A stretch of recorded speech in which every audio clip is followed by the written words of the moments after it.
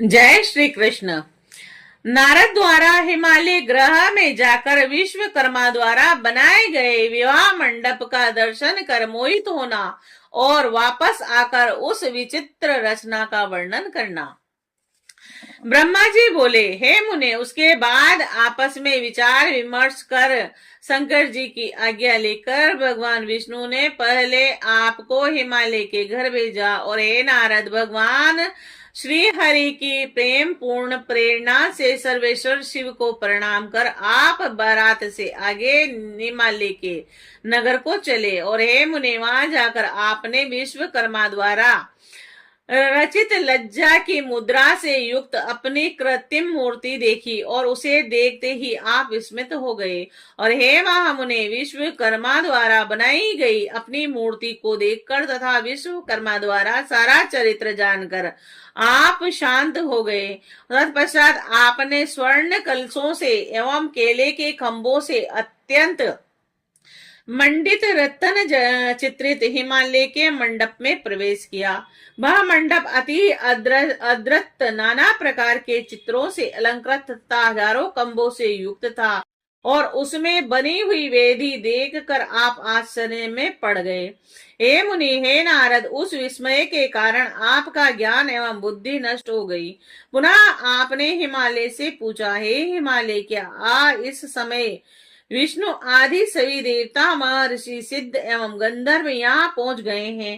हे पर्वतराज, क्या विवाह हेतु श्वेत बेल पर सवार होकर गणेशों से युक्त सदा शिव पधार चुके हैं? हे, यह बात आप सत्य सत्य कहिए। ब्रह्मा जी बोले, हे मुने, विस्मित चित्त हुए आपके इस प्रकार के वचन को सुनकर पर्वत हिमालय आपसे तथ्य युक्त वचन कहने लगे। हेमवान बोले, हे नारद, हे महाप्राज्ञ, अभी पार्वती के विवाह के लिए अपने गणों तथा भ्रातियों को लेकर शिव जी नहीं आए हैं।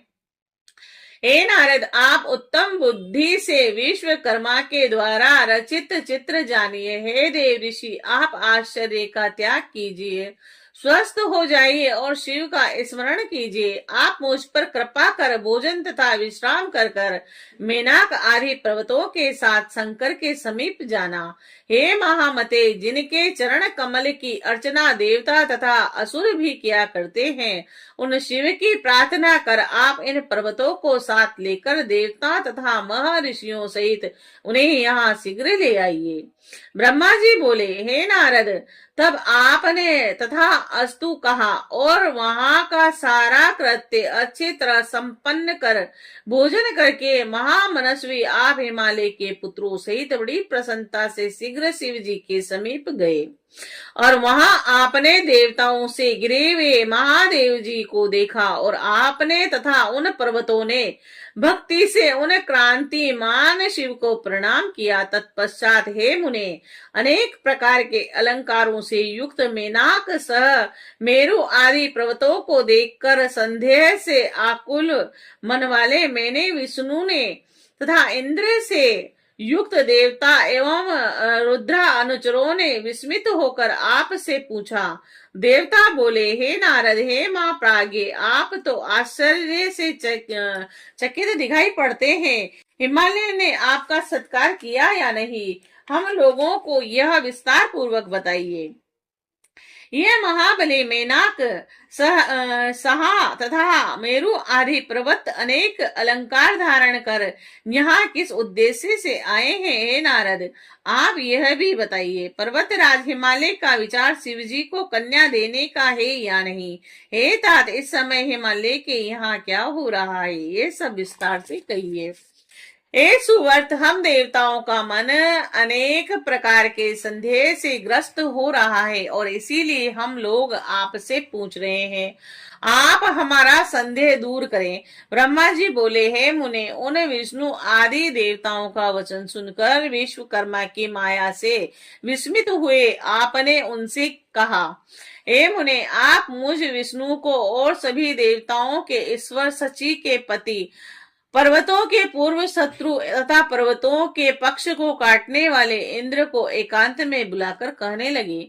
नारद जी बोले, विश्वकर्मा ने हिमालय के घर जैसी कारीगरी की है, उसे देखते ही सभी देवगण मोहित हो जाएंगे। वे हिमालय तो उस कारीगरी के कौशल से सारे देवताओं को प्रेम पूर्वक युक्ति से मोहित करना चाहते हैं।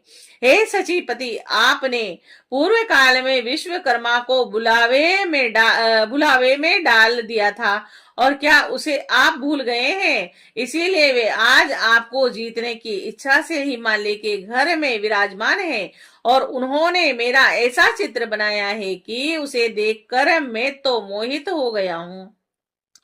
इस प्रकार उन्होंने विष्णु, ब्रह्मा, इंद्र आदि देवताओं के चित्र का भी निर्माण किया है। हे देवेश, अधिक कहने से क्या, उस विश्वकर्मा ने सभी देवगणों का चित्र इतनी कुशलता से बनाया है कि वह यथार्थ देवताओं के रूप में किंचित मात्र भी भिन्न नहीं जान पड़ता। उन्होंने परिहास करने के लिए सभी देवताओं की यह मायामयी चित्र रचना की है, और जिससे देवताओं को मोह उत्पन्न हो जाए। ब्रह्मा जी बोले, इस प्रकार नारद के वचन को सुनकर भय से व्याकुल शरीर वाले देवेंद्र विष्णु की ओर देखकर शीघ्रता से कहा। देवेंद्र बोले, हे देव देव, हे रमानाथ, तत्वष्टता पुत्र विश्वकर्मा शोक से व्याकुल हो मुझ से द्रोह करता है, और कहीं ऐसा न हो कि वह इसी बहाने मेरा वध कर दे। ब्रह्मा जी बोले, उनका यह वचन सुनकर देवा आदि देव जनार्दन उन्हें समझाते हुए कहने लगे। विष्णु जी बोले, हे सचिपति, आपके वेरी निवात कवचा आदि दानव गणों ने महाविद्या के बल से पूर्व समय में भी आपको मोहित किया था, और हे वासव, इसी प्रकार आपने मेरी आज्ञा से पर्वतराज हिमालय के तथा अन्य दूसरे पर्वतों के पंख का छेदन कर दिया है, और इस कारण यह पर्वत भी उसी माया को देख कर तथा सुनकर आपको जीतने की इच्छा करते हैं, और यह सभी मूर्ख हैं और पराक्रम नहीं जानते हैं, अतः आप इनसे भयभीत न हो। हे देवेंद्र, इनमें कोई भी संदेह नहीं कि भक्त वत्सल भगवान सदाशिव हम सभी का मंगल करेंगे। ब्रह्मा जी बोले, इस प्रकार व्याकुल हुए इंद्र को देखकर विष्णु ने उन्हें समझाया। तब लौकिक गति का आश्रय लेने वाले भगवान सदाशिव हम सभी का मंगल करेंगे। ब्रह्मा जी बोले, इस प्रकार व्याकुल हुए इंद्र को देख कर विष्णु ने उन्हें समझाया। तब लौकिक गति का आश्रय लेने वाले भगवान शिव उनसे कहने लगे। ईश्वर बोले, हे हरे, हे सुरपते, आप लोग आपस में क्या विचार विमर्श कर रहे हैं? ब्रह्मा जी बोले, उन दोनों से इस प्रकार कहकर हे मुने पुनः उन्होंने आपसे कहा। हे नारद, महाशैल ने क्या कहा है? आप यथार्थ रूप से सारा वृतांत कहिए, आप उसे गुप्त रखें। आप शीघ्रता से बताइए कि शैलराज की कन्या देने की इच्छा है अथवा नहीं है। तात, आपने वहां जाकर क्या देखा और क्या किया, सारा वृतांत प्रेम पूर्वक कहिए। ब्रह्मा जी बोले, हे मुनि, जब शिव जी ने आपसे यह कहा तब दिव्य दृष्टि वाले आपने मंडप में जो कुछ देखा वह सब एकांत में इस प्रकार कहा। नारद जी बोले, हे देव देव, हे महादेव, आप मेरा शुभ वचन सुने। इस विवाह में किसी प्रकार के विघ्न दिखाई नहीं पड़ते और न तो किसी प्रकार का भय है। शैलराज निश्चित रूप से आपको ही अपनी कन्या देना चाहते हैं, और वह पर्वत इसी निर्मित आपको लेने की इच्छा से यहाँ आए हैं, और इसमें संदेह नहीं है। हे सर्वज्ञ, परंतु एक बात है कि कौतूहलवश यहाँ सभी देवताओं को मोहित करने के लिए एक अद्भुत माया रची गई है, और इसके अतिरिक्त वहाँ और किसी प्रकार के विघ्न की संभावना नहीं है।